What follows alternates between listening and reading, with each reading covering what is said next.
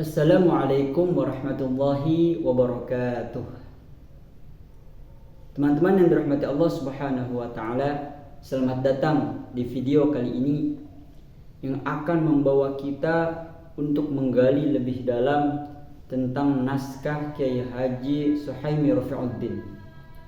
Saya Nurul Fathanuddin dan bersama teman saya Dede Solehin, kami merupakan mahasiswa semester 4 program studi ilmu Al-Quran dan Tafsir Universitas Ibnu Khaldun Bogor akan memandu Anda dalam perjalanan pengetahuan kali ini. Di video ini kita akan membahas 3 bagian penting yang tidak boleh kita lewatkan. Pertama, kita akan lebih dekat mengenal siapa sosok Kiai Haji Suhaimi Rafiuddin, seorang ulama besar yang memiliki kontribusi luar biasa di dalam dunia keilmuan dan keislaman Indonesia. Selanjutnya kita akan membahas tentang manuskrip tafsirnya, sebuah karya yang penuh makna dan hikmah yang mengungkapkan kedalaman makna ayat-ayat Al-Quran dengan cara yang unik. Dan yang ketiga, yang terakhir, kita akan menyelami keunikan tafsir Kiai Haji Suhaimi Rafiuddin melalui contoh-contoh yang menggugah, dan kami akan menunjukkan bagaimana beliau menyampaikan pesan-pesan spiritual yang sangat relevan dalam kehidupan kita sehari-hari. Jadi pastikan Anda mengikuti video ini sampai selesai, karena banyak wawasan yang bisa kita peroleh dari tafsir yang luar biasa ini. Selamat menonton.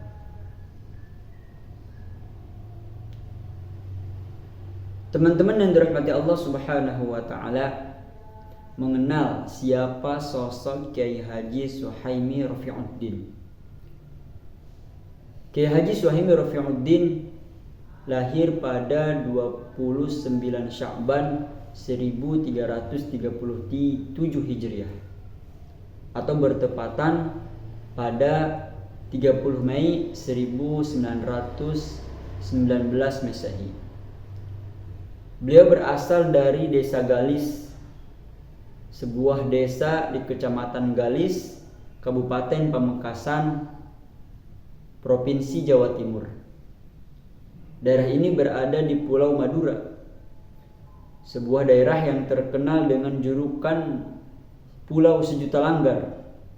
Di lingkungan inilah karakter beliau terbentuk sebagai seorang insan terpelajar dan berbudi luhur. Setelah 20 tahun menjalani kehidupannya di tanah kelahiran, pada tahun 1939 Kiai Haji Suhaimi Rafiuddin memutuskan untuk berhijrah ke Banyuwangi guna menimba ilmu di pesantren Lateng yang didirikan oleh Kiai Haji Soleh Samsuddin. Kiai Soleh Lateng merupakan perintis PCNU Banyuwangi serta ulama yang ditunjuk langsung oleh Kiai Haji Hasyim Asy'ari dan Kiai Haji Hasbullah sebagai salah satu pendiri Nahdlatul Ulama. Berguru kepada Kiai Haji Soleh Samsuddin adalah pilihan yang tepat bagi Kiai Suhaimi. Selain karena keilmuan dan keistiqomahan gurunya, kitab-kitab yang diajarkan di pesantrennya pun memiliki sanad keilmuan yang muttasil, yang bersambung hingga ke pengarang-pengarangnya. Hal ini menjadikan jejak intelektual beliau jelas dan terhubung secara berkesinambungan dengan ulama-ulama terdahulu. Proses intelektual inilah yang membentuk ketajaman dan pemikiran kritisnya. Tak heran jika masyarakat menilainya sebagai seorang yang alim dan pantas menyandang gelar kiai. Pada dekade ke-1970-an, beliau telah menjadi salah satu ulama yang dihormati dan dipandang di kalangan masyarakat. Jejak kealiman Kiai Haji Suhaimi Rafiuddin dapat dibuktikan melalui berbagai manuskrip peninggalannya. Komunitas Pegon yang diketuai oleh Ayung Notonegoro berhasil mengidentifikasi beberapa karya beliau yang masih dalam bentuk tulisan tangan. Di antaranya ada kitab Al-A'malul Yawm min al-Awrad wal Adhkar. Ada kitab Ar-Risalatul Saniyah lil Qawaidin Nahwiyah. Ada kitab Babuz Zakat. Ada kitab Bahjatus Saniyah li Syarhis Safinah. Ada kitab Mimbarul Ihsan fi Radio Amatir Gema Buana. Ada kitab Syarh Arba'in Nawawi Juz 2. Ada kitab Manaqib Syekh Shalih Samsuddin Latang. Dan yang terakhir yang akan kita bahas dalam video ini yakni Tafsir Al-Qur'anul Karim berbahasa Indonesia karya Kiai Haji Suhaimi Rafi'uddin. Teman-teman yang dirahmati Allah Subhanahu wa taala, selain berkhidmah dalam bidang ilmu keislaman, Kiai Haji Suhaimi Rafi'uddin juga merupakan seorang aktivis Nahdlatul Ulama yang mendedikasikan hidupnya untuk melayani umat. Pada tahun 1955, beliau menjabat sebagai Ketua Ranting NU Kampung Melayu. Kemudian pada tahun 1968, beliau dipercaya sebagai Rais Tsani PCNU Banyuwangi. Pengabdian beliau berlanjut hingga tahun 1975 dengan menduduki posisi Ketua Bidang Dakwah PCNU Banyuwangi. Akhirnya pada tahun 1982, Kiai Haji Suhaimi Rafi'uddin menghembuskan nafas terakhirnya. Beliau wafat setelah mengabdikan hidupnya untuk agama, masyarakat, dan keilmuan Islam di Indonesia. Jenazah beliau dimakamkan di pemakaman keluarga yang berdekatan dengan kediamannya di Kampung Melayu, Banyuwangi. Semoga Allah melimpahkan rahmat dan keberkahan kepada kita atas ilmu serta jasa-jasa beliau. Allahumma ighfir lahu warhamhu wa'afihi wa'fu anhu. Amin ya rabbal alamin. Untuk selanjutnya akan dijelaskan oleh teman saya, Dede Salihin. Kepadanya kami persilakan. Bismillah. Assalamualaikum warahmatullahi wabarakatuh. Alhamdulillahirabbil alamin. Wassalatu wassalamu ala asyrafil anbiya'i wal mursalin nabiyina Muhammad wa ala alihi wa sahbihi ajma'in. Amma ba'd. Baik, di sini saya akan melanjutkan presentasi daripada pemateri sebelumnya. Di sini saya akan membahas tentang naskah tafsir Al-Quran Al-Karim berbahasa Indonesia dan keunikan tafsir Kiai Suhaimi. Baik, langsung saja masuk ke materi. Naskah tafsir Al-Quran Al-Karim berbahasa Indonesia pertama kali ditemukan dan diperkenalkan oleh komunitas Pegon, sebuah organisasi yang bergerak di bidang riset, dokumentasi, publikasi pesantren, dan sejarah Nahdlatul Ulama di Banyuwangi.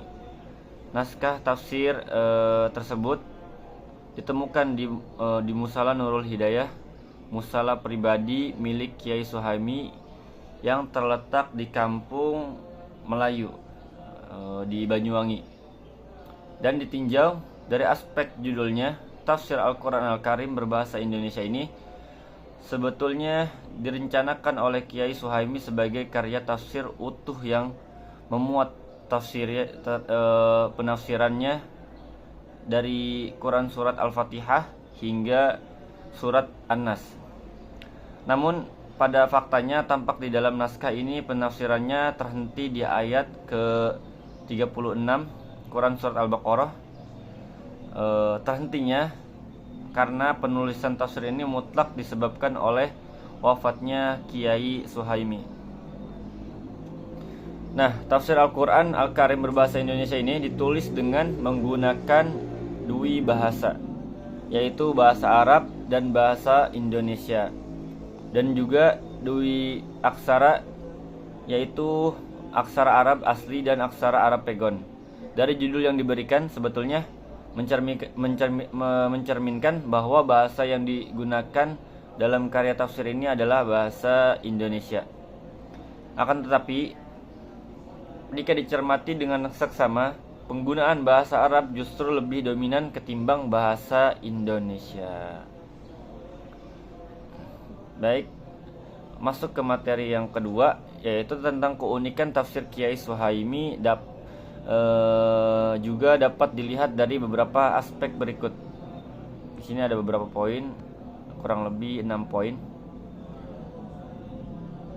Poin yang pertama, menggunakan bahasa Indonesia dengan harokat Arab Pegon. Tafsir ini ditulis dalam bahasa Indonesia tetapi menggunakan aksara Arab Pegon dengan harokat. Ini unik karena tafsir-tafsir Nusantara pada umumnya ditulis dalam bahasa Arab atau bahasa daerah tanpa berharokat. Dengan cara ini, tafsir Kiai Suhaimi lebih mudah dipahami oleh santri dan masyarakat yang terbiasa membaca Pegon.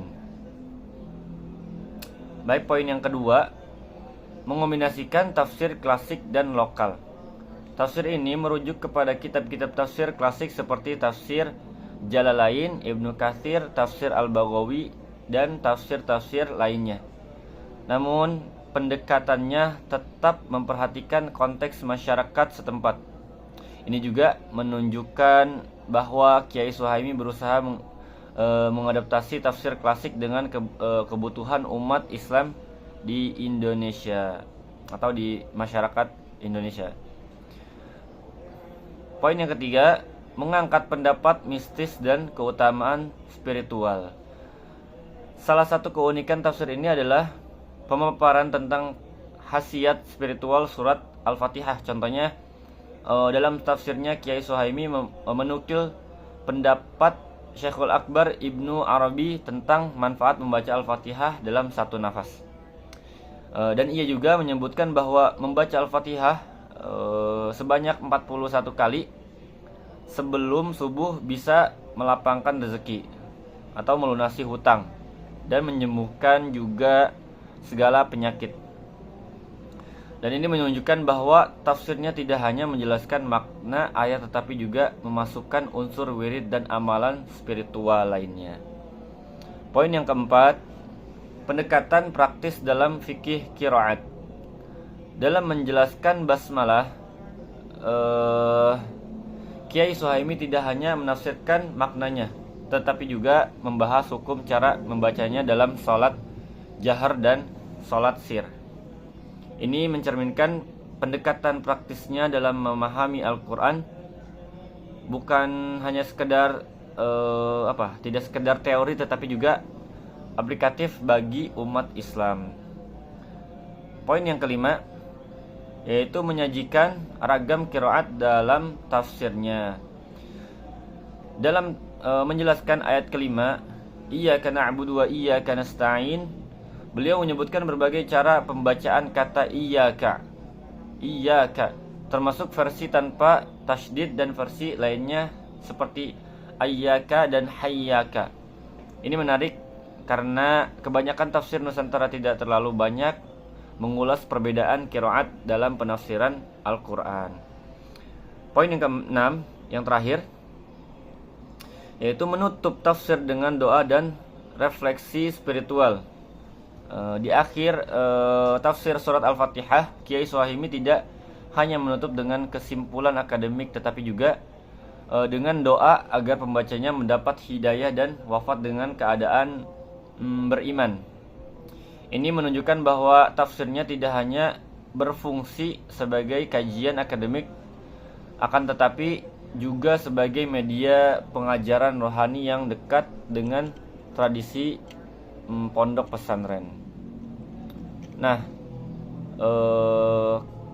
keunikan ini, tafsir ini menunjukkan bahwa tafsir Kiai Suhaimi ini memiliki karakter khas yang membedakannya dengan tafsir-tafsir lainnya, terutama dalam konteks tafsir Nusantara bagi masyarakat Indonesia ini.